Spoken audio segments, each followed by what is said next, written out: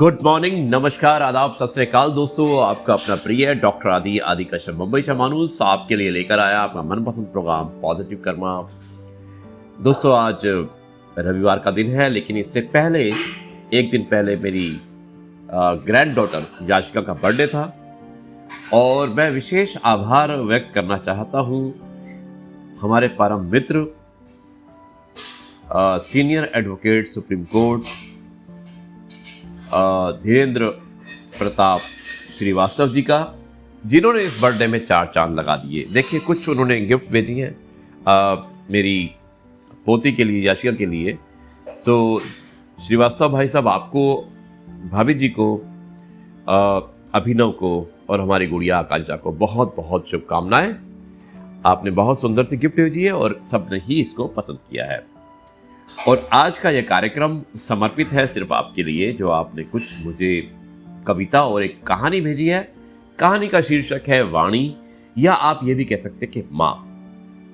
दोस्तों, कहानी सुनाने से पहले आपको सुनाना चाहता हूँ छोटी सी कविता, बहुत अच्छी कविता है, और वो है कुछ इस प्रकार।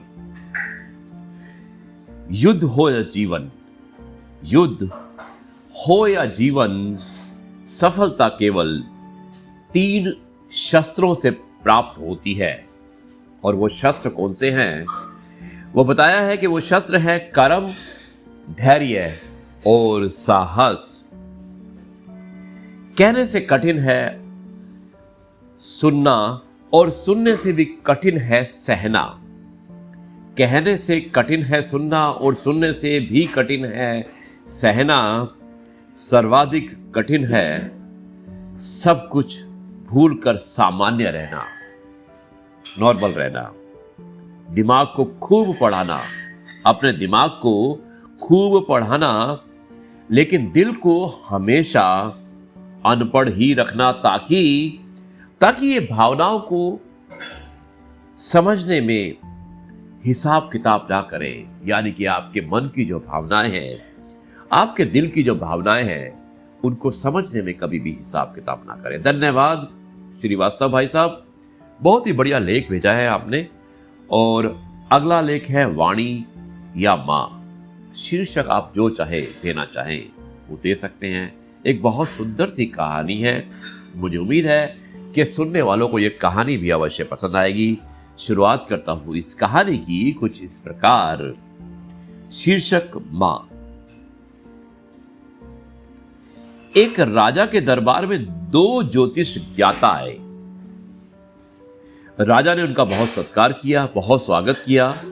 तो एक ने राजा को भविष्यवाणी करते हुए कहा कि राजन, आप अपने वंश में सबको मारकर मरेंगे। राजा इससे बड़ा दुखी हुआ कि कैसा भविष्यवाणी करता है ये, और उसने कहा कि इसे हाथी के पैर से कुचल कर मार डालो। ये मेरे वंश को मरने का श्राप दे रहा है। अब ज्योतिषी को, क्योंकि जो आदेश था, उसे हाथी के पांव से कुचलकर मार दिया गया। अब दूसरे विद्वान की बारी आई। उसने कहा कि राजन, आप अपने वंश में सबसे दीर्घायु होंगे, यानी कि आपकी उम्र सबसे लंबी होगी आपके वंश में। राजा बड़ा खुश हुआ और उसने हाथी से पुरस्कृत किया। महाराजा रणजीत सिंह की एक आंख नहीं थी। महाराजा ने अपना चित्र बनाने के लिए कलाकार को आमंत्रित किया, और एक कलाकार ने सीधा चित्र बना दिया, एक आंख वाला, और दूसरे चित्रकार ने रणजीत सिंह का तीर से निशाना साधने वाला चित्र बनाया। यानी कि एक आंख उनकी छुप गई और दूसरी आंख उनकी दिख रही थी। कलाकार की बुद्धि और विवेक ने चित्र को वाणी प्रदान कर दी और महाराजा बहुत प्रसन्न हुए।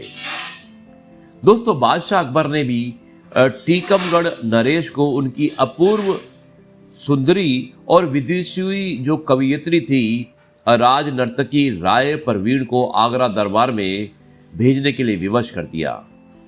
राय परवीण नरेश की प्रिया भी थी। दरबार में उसे देखकर बादशाह मोहित हो गया और राय परवीन को हरम में रखने का हुक्म सुना दिया। इस पर राय प्रवीण की वाणी खिरी। उसने बादशाह को अपने द्वारा रचित एक दोहा सुनाया। उसने कहा कि विनती राय प्रवीण की, सुनिए चतुर सुजान, झूठी पातर भाकत है, बारी बायस श्वान। बारी अर्थात के पाताल दोना उठाने वाले, कोवा और कुत्ते की जूठन खाने वाले। बादशाह इस वाणी से अपनी भूल को समझ गया और उसने राज नर्तकी को विद्वता पर उसे सम्मान किया और टीकमगढ़ नरेश को लौटा दिया। दोस्तों, सच्चे वचन के साथ एक शाश्वत सुविधा यही होती है कि हमें ये याद नहीं रखना पड़ता कि हमने कल क्या बोला था। यानी कि अगर आप सच बोलते हैं तो आपको झूठ बोलने की कोई ज़रूरत नहीं है और आपकी वाणी हमेशा आपका साथ देती है। श्रीवास्तव भाई साहब, बहुत अच्छे कथन थे, बहुत अच्छे लेख थे और आपने बहुत ही अच्छे ढंग से समझाने की कोशिश की है। और आज के इन विचारों का अर्थ यही होता है कि आपकी वाणी आपको अच्छा भी बना सकती है और ख़राब भी बना सकती है। जैसे कि एक गिलास में आधा पानी होता है, तो एक व्यक्ति कहता है कि आधा गिलास जो है, गिलास में आधा पानी नहीं है, और एक व्यक्ति कहता है कि गिलास आधे पानी से भरा हुआ है। सो आधे पानी से खाली और आधे पानी से भरा हुआ गिलास मतलब एक है, लेकिन कहने का तरीका अलग है, आपकी वाणी अलग है।